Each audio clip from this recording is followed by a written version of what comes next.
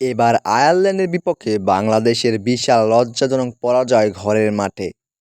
আয়ারল্যান্ডের বিপক্ষে ৩ ম্যাচ টি-২০ সিরিজের প্রথম ম্যাচেই ৩৯ রানের বিশাল ব্যবধানে পরাজিত হলো বাংলাদেশ, তাও নিজেদের ঘরের মাঠে।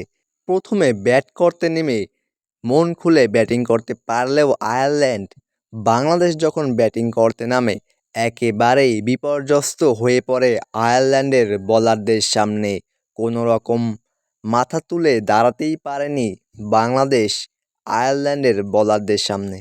আগে ব্যাট করতে নেমে ৪ উইকেট হারিয়ে ১৮১ রানের বিশাল এক লক্ষ্য দাঁড় করায় আয়ারল্যান্ড, যেখানে আয়ারল্যান্ডের হয়ে ৪৫ বলে ৬৯ রান করেন হ্যারি টেক্টর, ১৯ বলে ৩২ রান করেন টিম টেক্টর এবং ১৭ বলে ২৪ রান করেন কার্টিস ক্যাম্পার। ১৮২ রানের লক্ষ্য তাড়া করতে নেমে মাত্র ১৪২ রান সংগ্রহ করতে সক্ষম হয় ৯ উইকেটের বিনিময়ে বাংলাদেশ, যেখানে বাংলাদেশের হয়ে সর্বোচ্চ ৫০ বলে ৮৩ রান করে অপরাজিত থাকেন তাওহিদ হৃদয় এবং ১৬ বলে ২০ রান করেন জাকের আলী অনেক।